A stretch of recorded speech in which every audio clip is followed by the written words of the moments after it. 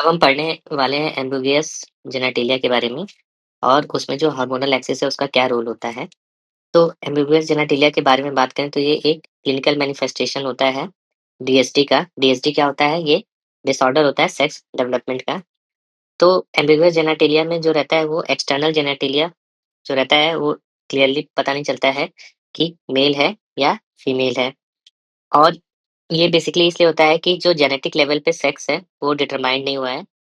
दूसरा, या तो गोनैड का डेवलपमेंट नहीं हुआ है या तीसरा हार्मोनल सिग्नलिंग पाथवे डिस्टर्ब हो गया है।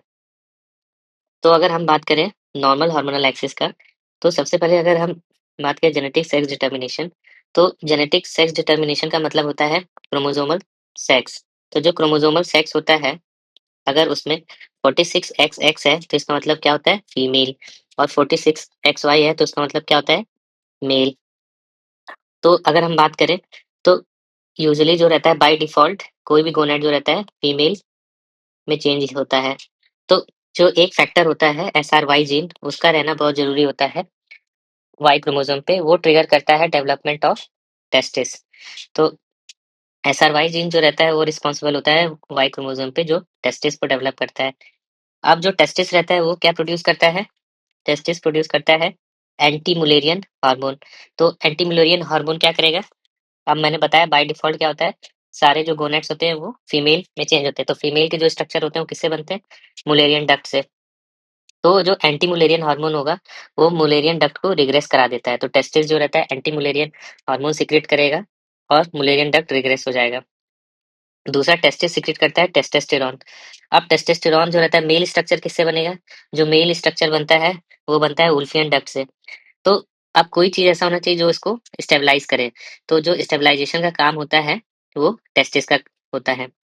और टेस्टिस जो रहता है सीक्रेट करता है टेस्टोस्टेरोन, जिसकी मदद से ये पूरा स्टेबलाइज़ेशन होता है। अब बात करें हार्मोनल डिफरेंशिएशन, तो हार्मोनल डिफरेंशिएशन कैसे होता है? यहाँ पे हम बात कर रहे थे गोनाडल डिफरेंशिएशन का। अब बात करें हार्मोनल डिफरेंशिएशन का। तो हार्मोनल डिफरेंशिएशन में क्या होता है? जो टेस्टोस्टेरोन रहता है, वो डाइहाइड्रोटेस्टोस्टेरोन में चेंज होता है। और ये कौन करता है? With the help of 5 alpha reductase. अब डाइहाइड्रोटेस्टोस्टेरोन का काम क्या होता है? जो एक्सटर्नल जेनेटिलिया का डेवलपमेंट होता है, जिसमें क्या आता है क्या? पेनिस, यूरेथ्रा और स्क्रोटम, वो डाइहाइड्रोटेस्टोस्टेरोन की मदद से ही होता है। तो अगर डाइहाइड्रोटेस्टोस्टेरोन नहीं होता है, तो फिर क्या होता है? एस्ट्रोजन। अगर एस्ट्रोजन रहेगा तो वो सेकेंडरी सेक्सुअल कैरेक्टरिस्टिक बनाते हैं फीमेल में। तो ये तब होता है जब एंड्रोजन्स नहीं होते हैं। तो इसमें ये जो 3 पाथवे हमने डिस्कस किया, पहला एक हार्मोनल जो 5 डाइहाइड्रोटेस्टोस्टेरोन है, दूसरा गोनेडल जो कि एसआरवाई जीन है और तीसरा जेनेटिक। इसमें कहीं भी प्रॉब्लम आती है तो पेशेंट जो है उसको एम्बिगुअस जेनेटिलिया हो जाएगा। अब बात करें हार्मोनल एक्सिस के बारे में, तो जो हार्मोनल एक्सिस होता है वो होता क्या है बेसिकली? जो हाइपोथैलेमस होता है वो सीक्रेट करता है जीएनआरएच। अब ये जो जीएनआरएच होता है गोनाडोट्रोपिन रिलीजिंग हार्मोन जिसे बोलते हैं, ये एंटीरियर पिट्यूटरी पे जाके उसको स्टिमुलेट करता है और एंटीरियर पिट्यूटरी क्या रिलीज करता है? एलएच और एफएसएच। एलएच और एफएसएच जो रहता है, अगर सिर्फ टेस्टोस्टेरोन की बात करें तो एलएच और एफएसएच जो रहता है, एलएच लेडिक सेल्स पे काम करता है और लेडिक सेल्स पे काम करता है और क्या सीक्रेट कराता है? टेस्टोस्टेरोन। जबकि एफएसएच जो रहता है वो किस पे काम करता है? सर्टोली सेल्स पे। और सर्टोली सेल्स पे काम करेगा और क्या रिलीज करता है? सर्टोली सेल्स पे तो पहला एक स्पर्मेटोजेनेसिस कराता है और दूसरा क्या रिलीज करता है? Anti Mullerian hormone. जो हम पढ़ रहे थे एंटी मुलेरियन हार्मोन, ये सर्टोली सेल्स रिलीज कराता है एंटी मुलेरियन हार्मोन। और जो दूसरा रहता है इनिबिन बी, तो इनिबिन जो रहता है इसको सीक्रेट करेगा। तो सर्टोली सेल्स का बहुत ही इंपॉर्टेंट रोल है वो एंटी मुलेरियन हार्मोन में। तो जो ये इनिबिन है इसको इसलिए याद रखना है क्योंकि सर्टोली सेल का अगर हम लोग फंक्शन चेक करना है तो हम ये इनिबिन टेस्ट से ही कर सकते हैं, इसलिए ये इम्पोर्टेंट होता है। फिर जो ये टेस्टोस्टेरोन होता है ये नेगेटिव फीडबैक करके हाइपोथैलेमस और पिट्यूटरी पे ये एलएच और एफएसएच के सिक्रेशन को बंद कर देता है। ये हाइपोथैलेमस पिट्यूटरी गोनेडल एक्सिस होता है। तो अगर हम बात करें, अगर क्रोमोसोम क्या होगा? डबल एक्स, तो क्या बनेगा? ओवरीज। और ओवरीज क्या निकालते हैं? एस्ट्रोजन। उससे क्या होगा? मुलेरियन डक्ट जो रहता है पूरा डेवलप होगा और क्या बनाएगा? Fallopian tubes. ये है फैलोपियन ट्यूब्स। फिर उसके बाद ये है यूट्रस और ये है अपर पार्ट ऑफ वेजाइना, ये बनाएगा। जबकि अगर एक्स वाई होगा तो टेस्टिस बनाता है, और टेस्टिस क्या सीक्रेट करेगा? टेस्टोस्टेरोन। टेस्टोस्टेरोन किस पे काम करेगा? वुल्फियन डक्ट। वुल्फियन डक्ट क्या होता है? Mesonephric duct. और वो क्या बनाएगा? एपिडिडाइमिस, वास डिफरेंस और सेमाइनल वेसिकल। तो ये चीज जो होता है ये किस वजह से बनता है? Anti Mullerian hormone. तो एंटी मुलेरियन हार्मोन जो रहता है वो किससे सिक्रेट होता है? सर्टोली सेल से। तो टेस्टिस में सर्टोली सेल्स होती है, एंटी मुलेरियन हार्मोन सिक्रेट करती है और डक्ट को रिक्रेस करा देती है। तो जो मुलेरियन डक्ट का जो रिग्रेशन होता है वो एक्टिव होता है। एक्टिव का मतलब अगर एंटी मुलेरियन हार्मोन नहीं होगा तो मुलेरियन डक्ट रिग्रेस नहीं होगा। इसीलिए मैं बोल रहा था जो बाय डिफॉल्ट होता है वो सब फीमेल में चेंज हो जाती हैं, क्योंकि by default Wolffian duct regress हो जाता है। तो अगर हम बात करें सबसे पहले प्रॉब्लम कहाँ कहाँ आती है, तो हाइपोथैलेमस क्या सीक्रेट कर रहे हैं? हाइपोथैलेमस पे देखते हैं। हाइपोथैलेमस जो होता है गोनेडोट्रोपिन रिलीज करता है, और गोनेडोट्रोपिन पिट्यूटरी को करता है। तो अगर कोई प्रॉब्लम होगा इस लेवल पे, अगर जीएनआरएच का सिंथेसिस नहीं हो रहा है तो इसको क्या बोलेंगे? Central hypogonadism. Central hypogonadism. फिर अगर पिट्यूटरी क्या सीक्रेट कर रहा है? एलएच और एफएसएच। अगर एलएच और एफएसएच पिट्यूटरी में कोई प्रॉब्लम होता है तो इसको क्या बोलते हैं? Secondary hypogonadism. फिर जो टेस्टिस या ओवरीज हैं वो क्या बना रही हैं? अपना रिस्पेक्टिव एंड्रोजन या एस्ट्रोजन, और टेस्टिस अलग से क्या बनाता है? Anti Mullerian hormone. अगर इसमें कोई प्रॉब्लम होती है तो क्या बनता है? गोनेडल डिसजेनेसिस या एजेनेसिस। फिर जो अगला होता है वो होता है एड्रिनल ग्लैंड। एड्रिनल ग्लैंड क्या बनाता है? एंड्रोजन और कार्टिसोल। तो इसकी वजह से अगर इसमें कोई प्रॉब्लम होती है तो पेशेंट को क्या होता है? Congenital adrenal hyperplasia. और कंजेनाइटल एड्रिनल हाइपरप्लेजिया में क्या होता है? कॉर्टिसोल की डेफिशिएंसी हो जाती है। और कॉर्टिसोल की डेफिशिएंसी होती है और सारा पाथवे किधर शिफ्ट हो जाता है? एंड्रोजन की तरफ। तो एंड्रोजन एक्सेस हो जाता है। फिर जो पेरिफेरी में क्या होता है? टेस्टोस्टेरोन डाइहाइड्रोटेस्टोस्टेरोन में कन्वर्ट होता है। और एंजाइम कौन से होते हैं? 5 अल्फा रिडक्टेज। तो 5 अल्फा रिडक्टेज की अगर डेफिशिएंसी होगी तो डाइहाइड्रोटेस्टोस्टेरोन नहीं होगा। तो डाइहाइड्रोटेस्टोस्टेरोन नहीं होगा तो सेकेंडरी सेक्सुअल कैरेक्टर उतने अच्छे से डेवलप नहीं होंगे, तो अंडर विरिलाइजेशन होता है। फिर जो अगला होता है रिसेप्टर में प्रॉब्लम, होता है एंड्रोजन रिसेप्टर। एंड्रोजन रिसेप्टर या एस्ट्रोजन रिसेप्टर में अगर प्रॉब्लम होती है तो इसको बोलते हैं एंड्रोजन इनसेंसिटिविटी सिंड्रोम। और ये 2 टाइप के होते हैं, पार्शियल होता है और कंप्लीट होता है। तो ये क्यों इंपॉर्टेंट होता है? क्योंकि एक और चीज़ है कि जो एंड्रोजन रिसेप्टर होता है वो नॉर्मली सेल की मेम्ब्रेन पे नहीं होता है, ये साइटोप्लाज्म में होता है। अभी हम एंड्रोजन रिसेप्टर्स के बारे में पढ़ेंगे। तो सबसे पहले देख लेते हैं कि एंड्रोजन रिसेप्टर होता क्या है। तो जो इसमें हम देख रहे हैं सबसे पहला स्टेप क्या है? ये कोलेस्ट्रॉल है। कोलेस्ट्रॉल जो रहता है, इस कोलेस्ट्रॉल से ही एंड्रोजन बनता है। और ये जो पाथवे जो की शुरुआत होती है इसमें सबसे पहले क्या होता है? टेस्टोस्टेरोन जो बनता है वो कोलेस्ट्रॉल से बनता है। तो ये टेस्टोस्टेरोन, ये कोलेस्ट्रॉल, और उसके लिए सबसे ज़्यादा जो एंजाइम होगी वो 17 लाइएज, ये काफ़ी इंपॉर्टेंट एंजाइम होता है। फिर अगला हम बात करें, जो ये टेस्टोस्टेरोन होगा ये सेल के अंदर फ्रीली चला जाएगा। अब सेल के अंदर जो है फ्रीली चला जाएगा, तो इसका जो टेस्टोस्टेरोन जो रहता है स्टेरॉयड हार्मोन होता है, इसलिए ये सेल मेम्ब्रेन से फ्रीली पास करके कहाँ चला गया? साइटोसोल में। ये साइटोसोल है। अब साइटोसोल में चला गया तो यहाँ पे जो एंड्रोजन रिसेप्टर होता है, एंड्रोजन रिसेप्टर इनएक्टिव स्टेट में रहता है। इनएक्टिव स्टेट में कैसे रहता है? वो हीट शॉक प्रोटीन से बाइंडेड रहता है। तो इनएक्टिव स्टेट में वो हीट शॉक प्रोटीन से बाइंडेड रहता है। तो सबसे पहले जब टेस्टोस्टेरोन जाएगा तो इस एंड्रोजन से बाइंड करेगा, एंड्रोजन रिसेप्टर से।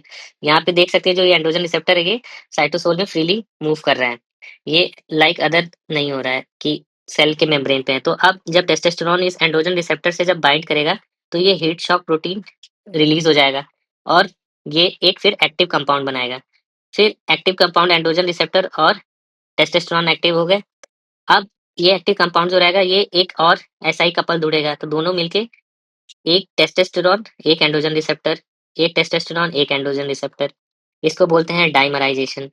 तो डाइमराइजेशन होगा। अब जब डाइमराइजेशन हो गया, जब एक कपल मिल गए तो फिर इसका जो होगा अंदर न्यूक्लियस में ट्रांसफर हो जाएगा। ये जब कपल बन गए तो इनकी एंट्री हो जाएगी। तो इस एंट्री को क्या बोलते हैं? इस एंट्री को बोलते हैं न्यूक्लियर ट्रांसलोकेशन। अब जब ये एंट्री होगी तो फिर ये जाके जो डीएनए है अंदर क्या होगा? डीएनए, और डीएनए के एक पर्टिकुलर जो एरिया होगा जिसको बोलते हैं, इसको क्या बोलेंगे? Androgen response element. तो इसको बोलते हैं एंड्रोजन रिस्पॉन्स एलिमेंट। इस एरिया पे जाके ये बाइंड करता है और कुछ को रेगुलेटर की मदद चाहिए होती है यहाँ पे बाइंड करने के लिए। तो फिर फाइनली क्या होगा, अब जब यहाँ पे जब बाइंड कर लेगा तो फिर इसका ट्रांसक्रिप्शन हो जाएगा, इस टारगेट जीन का ट्रांसक्रिप्शन हो जाएगा और एमआरएनए रिलीज होगा। और एमआरएनए जब रिलीज होगा तो उससे एमआरएनए किस में चेंज होता है, प्रोटीन में। प्रोटीन क्या रहता है, जो भी फिजियोलॉजिकल इफेक्ट डिजायर्ड इफेक्ट चाहिए होता है वो प्रोटीन के थ्रू होता है। तो सबसे पहले हम देख लें क्या होता है।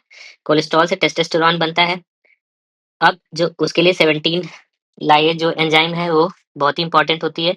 फिर जो टेस्टोस्टेरोन होता है वो फ्रीली सेल के अंदर चला जाता है। साइटोसोल में जाने के बाद एंड्रोजन रिसेप्टर साइटोसोल में हीट शॉक प्रोटीन से बाउंडेड रहता है और फ्रीली मूव कर रहा होता है बट इनएक्टिव स्टेट में रहता है।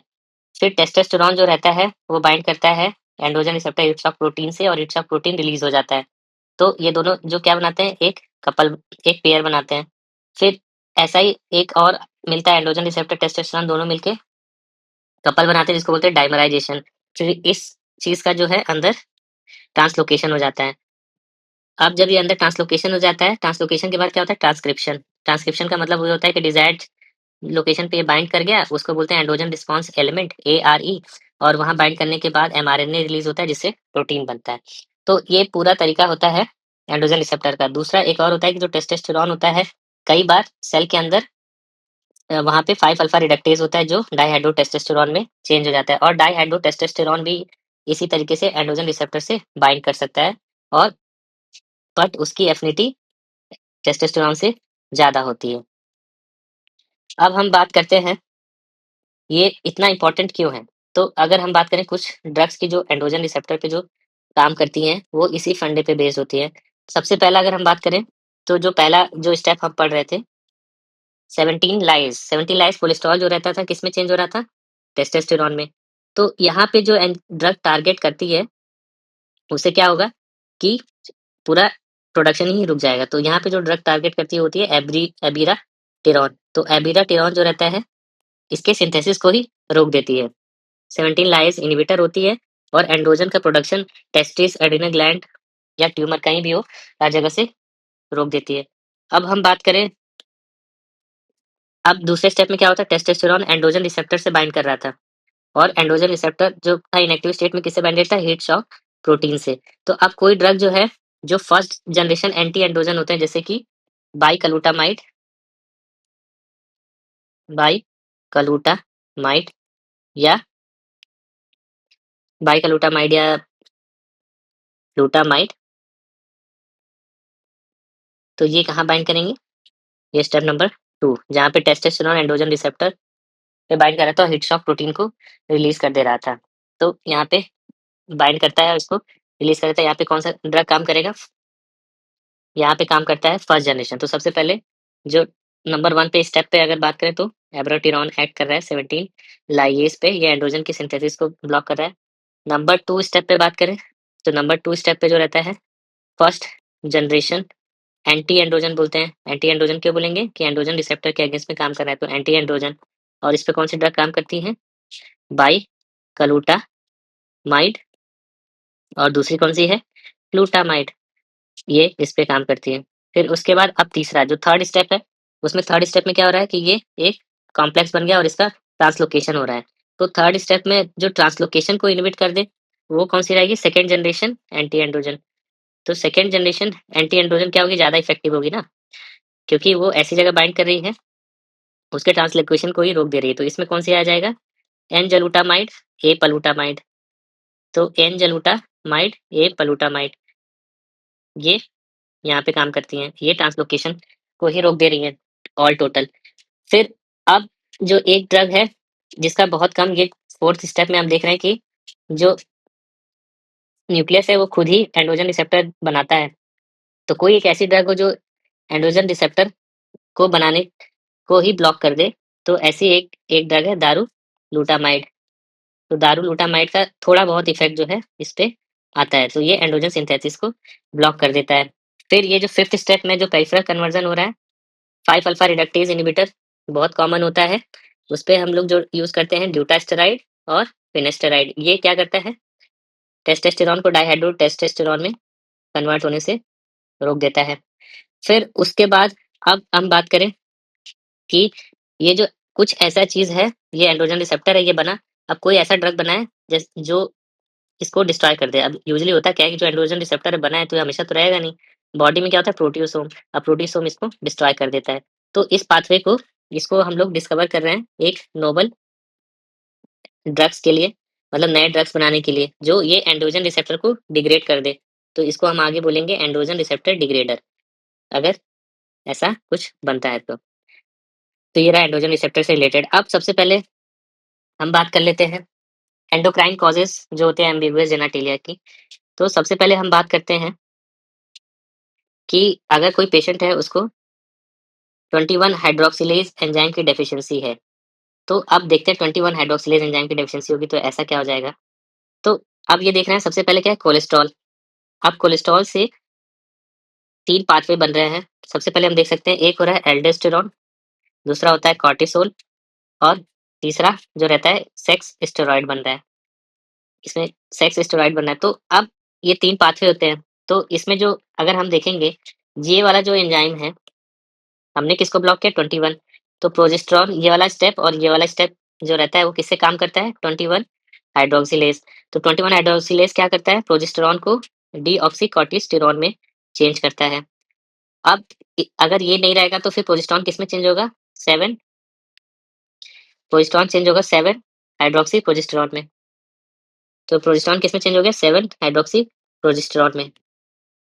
और इस 7 हाइड्रोक्सी प्रोजेस्टेरॉन में फिर इधर जो रहेगा ये रास्ता फिर ब्लॉक है क्योंकि यहाँ पे है। तो ऐसे केस में क्या होगा, 7 हाइड्रोक्सी प्रोजेस्टेरॉन का कंसंट्रेशन बढ़ जाएगा क्योंकि अब जितना भी कोलेस्ट्रॉल का पाथवे है 21 हाइड्रोक्सिलेज डेफिशिएंसी होने की वजह से सारा का सारा पाथवे किस साइड शिफ्ट हो गया, सारा का सारा पाथवे शिफ्ट हो गया एंड्रोजन सिंथेसिस में।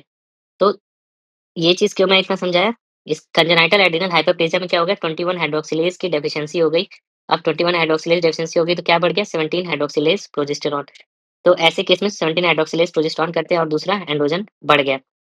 फिर कम क्या हो गया, कॉर्टिसोल कम हो गया और एल्डोस्टेरॉन कम हो गया। तो ऐसे केस में इसका इफेक्ट आएगा। तो अब देखते हैं, अब कोई फीमेल पेशेंट है, कंजेनाइटल एड्रेनल हाइपरप्लेजिया में फीमेल रहती है, उसमें ये एंजाइम डेफिशिएंसी हो जाएगी।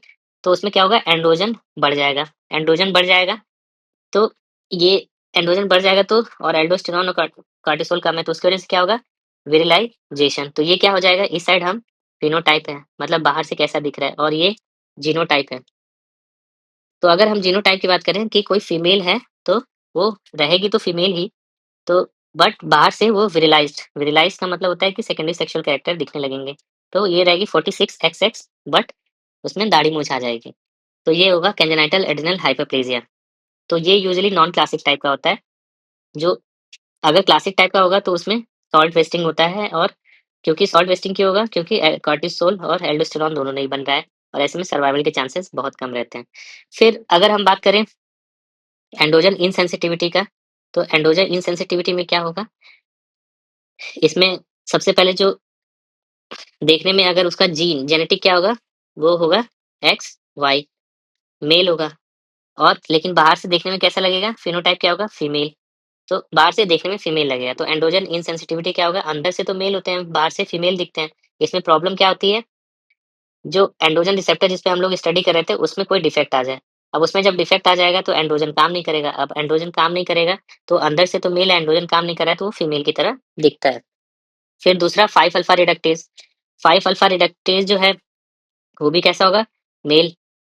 अब जीनोटाइप तो मेल होगा अंदर से, लेकिन बाहर कैसा रहेगा, बाहर से भी मेल दिखेगा बट अंडर विरिलाइज्ड। अंडर विरिलाइज्ड मतलब पूरी तरीके से डेवलपमेंट उसका नहीं हुआ होगा, तो अंडर विरिलाइज्ड मेल दिखेगा। और ऐसा क्यों दिखता है, क्योंकि डाईहाइड्रोटेस्टोस्टेरोन का फॉर्मेशन नहीं हो पा रहा है टेस्टोस्टेरोन से, और ये बहुत पोटेंट होता है, इस वजह से नहीं हो पाता है। फिर अगला बात करें गोनेडल डिसजेनेसिस। गोनेडल डिसजेनेसिस को क्या बोलते हैं, स्वेयर सिंड्रोम भी बोलते हैं। गोनेडल डिसजेनेसिस में अंदर से भी, इसमें भी मेल होगा बट बाहर से फीमेल दिखेगा। तो हमने क्या देखा कि कंजेनाइटल एड्रेनल हाइपरप्लेजिया को छोड़ के बाकी सब में अंदर से मेल होगा। तो इसका जो अगर हम बात करें तो इसमें भी क्या होगा, XY होगा जीनोटाइप। बट अगर फिनोटाइप की बात करें तो ये फीमेल होगा। और इसमें गोनेडल डिजेनेसिस में क्या होगा कि गोनेड्स बन नहीं रहे हैं, तो गोनेडल हार्मोन प्रोडक्शन नहीं हो रहा है, तो बाय डिफॉल्ट लड़की हो जाएगा। फिर होता है ओवो टेस्टिकुलर डिसऑर्डर। तो जो ओवो टेस्टिकुलर DHD होता है, यही एक ट्रू हर्माफ्रोडाइट होता है। ट्रू हर्माफ्रोडाइट कैसे होता है कि इसमें दोनों टेस्टिस और ओवरीज के टिश्यूज प्रेजेंट होते हैं। अब दोनों टेस्टिस और ओवरीज के तो इसमें जो रहता है एम्बिगुअस जेनेटिलिया मिलता है। तो हम देख सकते हैं कि इसमें इंट्राऑपरेटिवली जो है ये दिख रहा है, ये नीचे का पोर्शन क्या है? ये नीचे का पोर्शन ओवरी है और ऊपर का पोर्शन क्या है? ये टेस्टिस है। तो इसमें जो हम बात करें ओवोटेस्टिकुलर, ये 2 टाइप के होते हैं कि ऊपर और नीचे एक साथ हैं, तो ओवरीज़ और टेस्टिस हैं। तो जैसे इस केस में मिला, इस केस में ये क्या है? टेस्टिस है, ये क्या है? ओवरी। तो इसको बोलते हैं बाइपोलर ओवोटेस्टिस। ये यूजुअली 10% में ही होता है, बहुत कम इंसिडेंस होता है। जो ज़्यादा होता है वो होता है मिक्स्ड ओवोटेस्टिकुलर डिसऑर्डर। उसमें क्या होता है, पूरा ये टेस्टिस होता है और उसमें कहीं एक कंपार्टमेंट में हमें ओवरीज़ के टिश्यू मिलते हैं। जबकि दूसरा अगर मिक्स्ड की बात करें, जो प्योर मिक्स्ड होता है उसमें क्या होता है, पूरा ये जो रहता है टेस्टिस के टिश्यू और अंदर ओवरीज़ और टेस्टिस मिक्स रहता है। तो ये रहता है ओवोटेस्टिकुलर डिसऑर्डर। अब हम बात करें वर्कअप कैसे कराएँगे? तो वर्कअप अगर एम्बिगुअस जेनेटिलिया के साथ आ रहा है, तो यूजुअली जो एम्बिगुअस जेनेटिलिया है, वो बचपन में प्रेज़ेंट करेगा। तो बचपन में प्रेज़ेंट करेगा तो सबसे पहले हम टेस्ट कराएँगे 17 हाइड्रॉक्सी प्रोजेस्टेरॉन। 17 हाइड्रॉक्सी प्रोजेस्टेरॉन जो था मैंने अभी बताया था, 17 हाइड्रॉक्सी प्रोजेस्टेरॉन क्यों करा रहे हैं? ये रहा 17 हाइड्रॉक्सी प्रोजेस्टेरॉन, क्योंकि ये ब्लॉक हो गया है, तो इसका लेवल बढ़ जाएगा। तो जो हम टेस्ट कराएँगे वो रहेगा 17 हाइड्रॉक्सी प्रोजेस्टेरॉन। तो इससे हमें क्या पता चलेगा? Congenital adrenal hyperplasia. और ये कब बढ़ा रहेगा? 21 हाइड्रोक्सिलेज डेफिशिएंसी के केस में बढ़ा रहेगा। फिर जो अगला टेस्ट हम कराएँगे, वो क्या कराएँगे? धिया और सल्फेटेड धिया। सल्फेटेड धिया और धिया क्या होते हैं? ये जो रहते हैं, इनकी खास बात क्या रहते हैं? ये एक्सक्लूसिवली एंड्रोजन ऐसे होते हैं जो कि एड्रिनल से प्रोड्यूस होते हैं और कहीं से भी प्रोड्यूस नहीं होते हैं। तो अगर हमें जानना है कि कहीं एड्रिनल ग्लैंड में प्रॉब्लम तो नहीं है, एड्रिनल प्रोड्यूस तो नहीं कर रहा है एंड्रोजन, तो हमें धिया और सल्फेटेड धिया कराना होगा। और ये कंजेनाइटल एड्रिनल हाइपरप्लेजिया के केस में बढ़ा रहेगा। तो कंजेनाइटल एड्रेनल हाइपरप्लेसिया में अगर हम ये टेस्ट कराएँगे इसके साथ, तो कन्फर्म हो जाता है, अगर ये बढ़ा है तो। फिर जो अगला टेस्ट है वो एसीटीएच और कॉर्टिसोल। एसीटीएच और कॉर्टिसोल क्यों कराते हैं? इससे हमें पता चलेगा कि एड्रेनल इनसफिशिएंसी है कि नहीं। अगर अगर सॉल्ट वेस्टिंग अगर कंजेनाइटल एड्रेनल हाइपरप्लेसिया होगा, तो वो क्या करेगा? कॉर्टिसोल प्रोड्यूस नहीं कर पाएगा, जिसकी वजह से पिट्यूटरी को कोई फीडबैक नहीं मिलेगा, जिसकी वजह से एसीटीएच का लेवल बहुत ज़्यादा हो जाएगा और कॉर्टिसोल का लेवल कम हो जाएगा।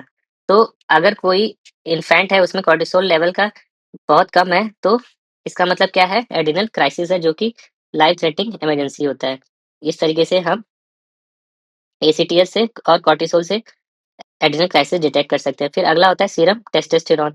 सीरम टेस्टोस्टेरोन जो रहता है, ये बेसिकली मेजर करता है कि जो टेस्टिस है वो टेस्टोस्टेरोन बना रहा है कि नहीं। अगर मान बाय चांस अगर 46XY इन्फेंट है और उसमें लो या एब्सेंट टेस्टोस्टेरोन है, तो इसका मतलब क्या है? टेस्टिकुलर डिजेनेसिस हो सकता है, पहला।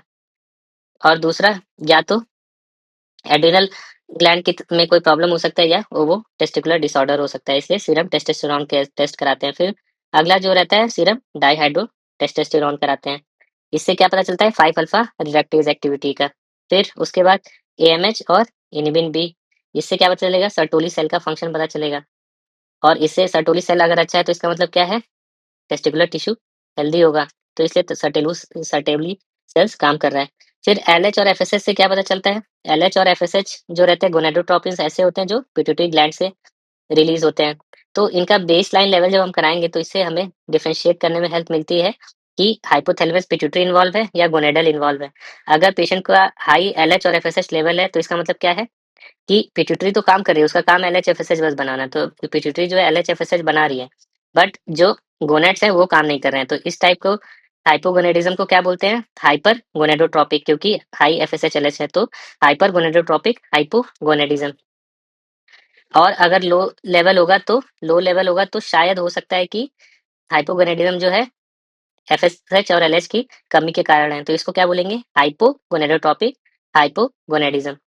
फिर अगला जो टेस्ट है वो है बीटा एससीजी। बीटा एससीजी क्यों कराते हैं? तो जो बीटा एससीजी इसलिए कराते हैं कि जो बीटा एससीजी होता है वो एलएच की तरह होता है, बिल्कुल एलएच की तरह लगता है।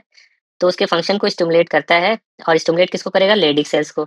तो लेडिक सेल्स अगर टेस्टिस में होंगी तो वो टेस्टोस्टेरोन प्रोड्यूस करेंगी। तो एक जो इन्फेंट रहता है उसको बीटा एससीजी दिया जाता है, और टेस्टोस्टेरोन को पहले मेजर करते हैं और देने के बाद मेजर करते हैं। अगर टेस्टोस्टेरोन का लेवल बढ़ रहा है, तो इसका मतलब जो टेस्टिकुलर टिश्यू है वो रिस्पॉन्सिव है, और अगर टेस्टिकुलर टिश्यू नॉन रिस्पॉन्सिव है तो देयर इज टेस्टिकुलर डिफेक्ट या टेस्टिकुलर फेलियर। फिर अगला जो रहता है कैरियोटाइपिंग जी बैंडिंग। तो कैरियोटाइप जी बैंडिंग जो रहता है, ये एक फंडामेंटल टेस्ट होता है जो कि क्रोमोसोमल सेक्स को डिटरमाइन करने के लिए होता है, और ये अ, सबसे फर्स्ट और इम्पोर्टेंट स्टेप होता है एम्बिगुअस जेनाटेलिया का, जब हम इवैल्यूएशन करते हैं, क्योंकि इसी से पता चलता है कि 46XX है या 46XY है। और इससे ये भी पता चलता है कि कोई टर्नर सिंड्रोम तो नहीं है कि जिसमें एक्स क्रोमोसोम कम होता है एक, या क्लाइनफेल्टर जिसमें एक्स क्रोमोसोम एक ज़्यादा होता है। फिर हम बात करें मॉलिक्यूलर टेस्टिंग का, तो मॉलिक्यूलर टेस्टिंग जो रहता है एसआरवाई जीन के लिए कर सकते हैं। एसआरवाई जीन क्या होता है? वो वाई क्रोमोसोम पे होता है एसआरवाई जीन, और वही मेल डेवलपमेंट ट्रिगर करता है। अगर उसका एब्सेंस है या म्यूटेशन है वाई क्रोमोसोम पे, तो उससे क्या हो जाएगा? Swear syndrome. तो अगर इसका एब्सेंट है तो क्या हो जाता है? Swear syndrome. और इसमें मिलेगा कैसा? 46XY डीएसडी मिलता है।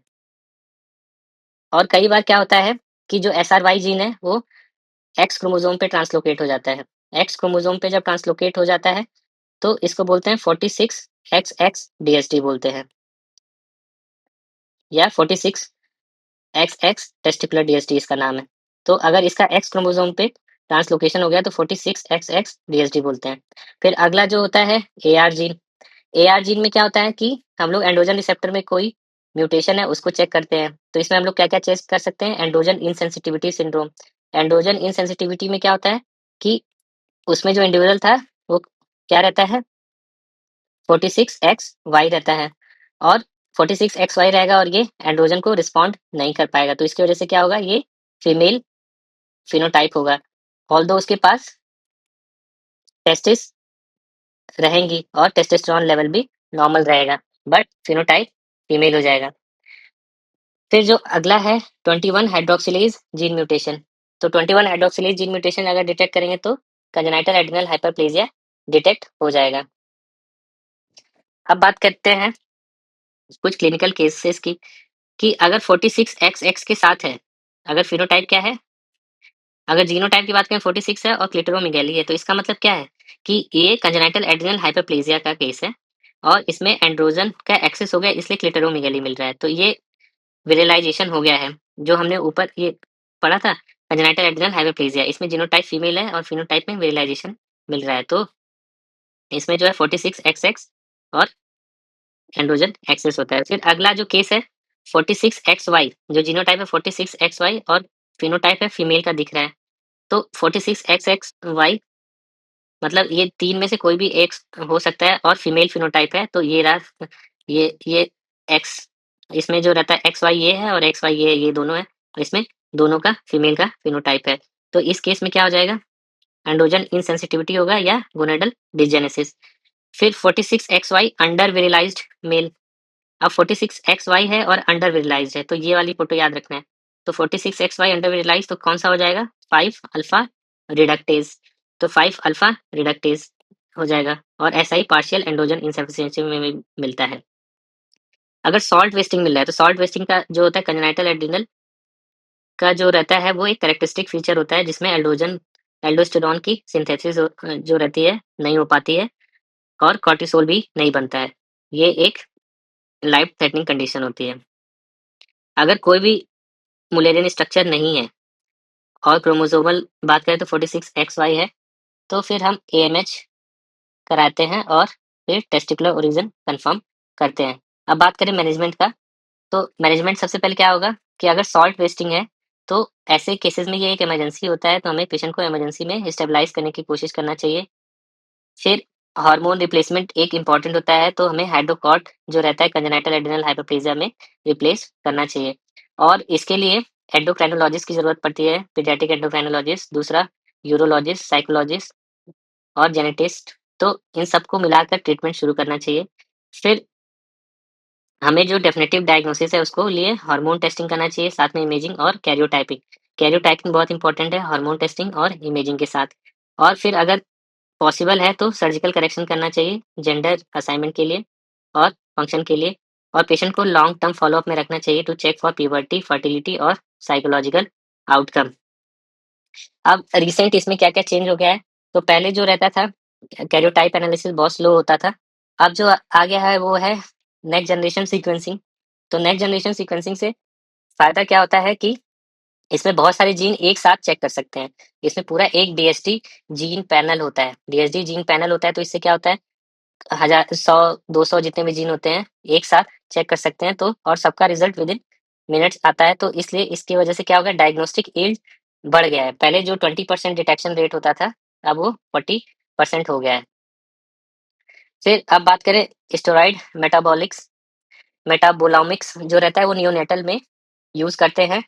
तो इसमें क्या करते हैं कि एडवांस टेक्निक यूज़ करते हैं हम लोग स्टेरॉइड हार्मोन के मेज़रमेंट के लिए, और उनके मेटाबोलाइट को सिंगल सैंपल में, चाहे यूरिन लें, चाहे ब्लड लें, और उससे हम पूरा एक डिटेल मेटाबॉलिक फिंगरप्रिंट बनाते हैं। जैसे कि ऊपर मैंने जो टेस्ट बताया था, तो उसमें क्या थे, 8-10 और हम लोग चेक कर रहे थे, एंजाइम हार्मोन जो था 8-10 चेक कर रहे थे। अब क्या होता है, स्टेरॉइड मेटाबोलॉमिक्स जब आ जाएगा, तो इसमें क्या करते हैं, एक ही यूरिन या ब्लड सैंपल से पूरा का पूरा जो हार्मोन है, पूरा सब कुछ चेक कर सकते हैं। और ये बेस्ड किस पे होता है, क्रोमैटोग्राफी, मास स्पेक्ट्रोस्कोपी पे बेस्ड होता है। तो ये बेस किस पे होता है, गैस क्रोमैटोग्राफी, मास स्पेक्ट्रोमेट्री, इस पे बेस्ड होता है। तो इस पे करते हैं, इसकी वजह से डायग्नोसिस जो रहता है काफ़ी इम्प्रूव हो जाता है। फिर अगर हम बात करें, तो सबसे इम्पोर्टेंट चीज़ क्या होती है किसी भी डीएसडी केस में, सबसे इम्पोर्टेंट चीज़ क्या होता है कि जो कंजेनिटल एड्रेनल हाइपरप्लेजिया के जो पेशेंट्स होते हैं, उसमें हम लोग गोनैडल और एड्रेनल टिश्यू में कोई ज़्यादा डिफरेंशिएट नहीं कर पाते हैं। होता क्या है कि कई बार ये देखा गया है कि एक टार्ट होता है, टार्ट टार्ट क्या होता है, टेस्टिकुलर एड्रेनल रेस्ट ट्यूमर। तो जब ये टेस्टिस के अंदर डेवलप होता है, तो हम लोग उसको डिफरेंशिएट नहीं कर पाते हैं कि ये टेस्टिकुलर ओरिजिन का है या एड्रेनल ओरिजिन का है। तो ये एकदम एग्जैक्टली एड्रेनल टिश्यूज होते हैं जो कि टेस्टिस में मिलते हैं, और ये एसीटीएच का लेवल जब बढ़ाते हैं, तो इनका रिस्पॉन्स क्या होता है, ये ग्रो करते हैं। तो अब ऐसे केस में जो टार्ट होता है, टार्ट को हम लोग डिफरेंशिएट करने के लिए ट्रू टेस्टिकुलर ट्यूमर से बहुत इंपॉर्टेंट होता है कि कैसे करें। तो इसके लिए हम लोगों ने नए-नए एड्रेनल मार्कर बनाए हैं। अब नए-नए एड्रेनल मार्कर जो रहते हैं, उसमें बेसिकली वो टार्ट के एक्सप्रेशन को बताते हैं, जो कि कौन-कौन से होते हैं। एक होता है CYP11B1, और एक होता है CYP11B2। तो ये जो रहते हैं, ये टार्ट के एक्सप्रेशन को बताते हैं, और इससे पता चल सकता है कि whether it is adrenal origin या टेस्टिकुलर ट्यूमर है। फिर जो अगला होता है, गाइडलाइन बेस्ड मैनेजमेंट करना चाहिए। जो भी अगर ट्रीटमेंट करना है डीएसडी का, तो उसमें हमें एंडोक्राइन सोसाइटी और यूरोलॉजी और पीडियाट्रिक सबका गाइडलाइन मिला करके मल्टी डिसिप्लिनरी अप्रोच होना चाहिए, जिसमें हम लोग पीडियाट्रिक एंडोक्राइनोलॉजिस्ट को इंक्लूड करें, यूरोलॉजिस्ट को इंक्लूड करें। और फिर पेशेंट जो सेंटर्ड केयर होना चाहिए।